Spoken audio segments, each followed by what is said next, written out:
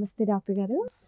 So sir మరి ఈ కొత్త పద్ధతి అంటే ఇది చాలా అడ్వాన్స్డ్ టెక్నాలజీ అని అంటున్నారు కదా, మరి ఇంత టైం టేకింగ్ ప్రాసెస్ ఎందుకు అవుతుంది ఇది? అక్కడే ఉంది కిట్కు. నిజానికి ఇది 1957లో మెకార్తీ అని ఒక ఆయన ఎక్కడో రాక్ఫెల్లర్ ఇన్స్టిట్యూట్లో స్టార్ట్ చేశాడు.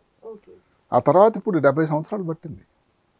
ఎందుకు అంటే ఇప్పుడు ప్రజల్లో చాలా ఒక ఇది వచ్చింది ఏమిటంటే ఇంకా జీవితం అయిపోయింది, ఇంకా ఆర్టిఫిషియల్ ఇంటెలిజెన్స్ మనుషుల తాలూకా సామర్థ్యాన్ని తీసి పడేస్తుంది, ఇంకా అందరూ ఉద్యోగాలు లేకుండా అయిపోతారు, సాఫ్ట్వేర్ వాళ్ళందరూ ఖాళీ అయిపోతారు, ఆ నిరుద్యోగం అయిపోతుంది అని. ఇక్కడ అందరూ గమనించాల్సింది ఏమిటంటే ఆర్టిఫిషియల్ ఇంటెలిజెన్స్ అన్నది గొప్ప టెక్నాలజీ, కానీ అది మానవుడే క్రియేట్ చేశాడు.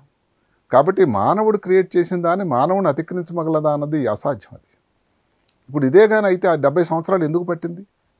70 సంవత్సరాలు ఎందుకు పట్టింది అంటే దానికి అమౌంట్ ఏదైతే ఇన్ఫర్మేషన్ ఫీడింగ్ అన్నది నాలుగు ఇప్పుడు కంప్యూటర్స్ రంగం బాగా ఎక్కువైంది, టెక్నాలజీ పెరిగింది, డేటా అనాలిసిస్ డేటా ఫీడింగ్ ఎక్కువైంది.